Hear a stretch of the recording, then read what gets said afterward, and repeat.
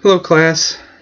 Since we didn't have time to go through the case studies 2, 5, and 6, I thought I would do a little video lesson here, see how it goes.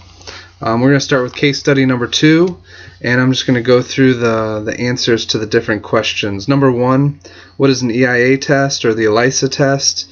And does a positive EIA mean that CQ definitely has HIV? And we've talked about that in class, that you have to have 2 ELISA tests or EIA tests in order to move to the next step, which is the Western blot. So the answer for that is, it's an ELISA test, it's testing for HIV, it's an enzyme, a lab test, and 1 positive does not mean that they have HIV.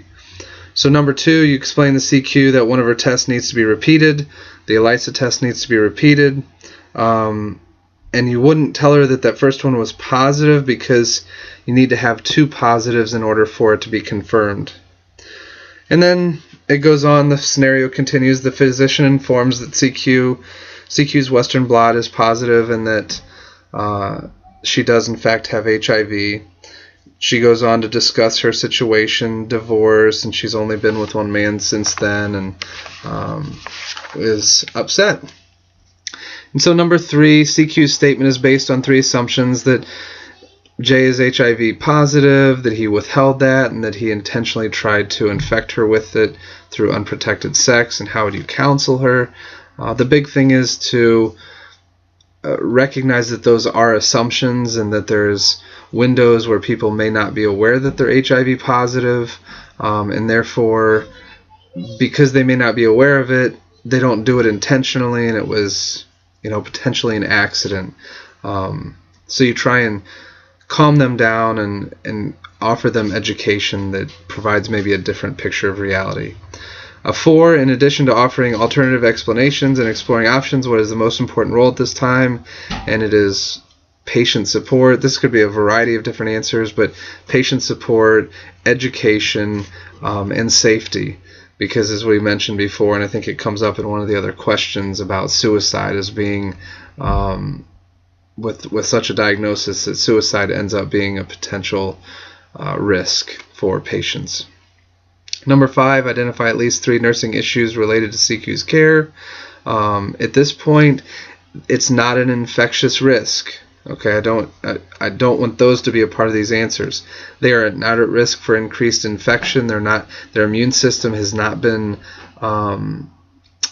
does not have any issues yet. They're just HIV positive, and their immune system is fully intact at this point.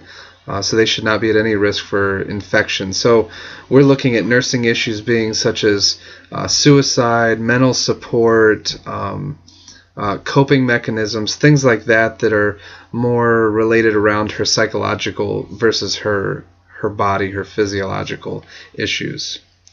Number 6, CQ has had a positive EIA test and is seropositive for HIV. Why doesn't she have signs and symptoms of AIDS? Being seropositive, remember, simply means that they've had about 3 to 6 months for the antibodies to flow over into the blood, so their blood now has HIV virus in it or antibodies in it, and it takes, again, 3 to 6 months for that to occur, but it takes 8, 10, 14 years for an individual to move into the AIDS category where their immune system's actually been affected. 7, what assessment findings would support a diagnosis of AIDS? And remember, we talked about 3, and really only 3 that support the AIDS diagnosis, and that is 1, HIV positive from the 2 ELISA and 1 positive Western blot. The second is that their CD4 count is below 200. And the third is that opportunistic infections have occurred. Number 8, why is it a good idea that someone CQ trusts escort her home?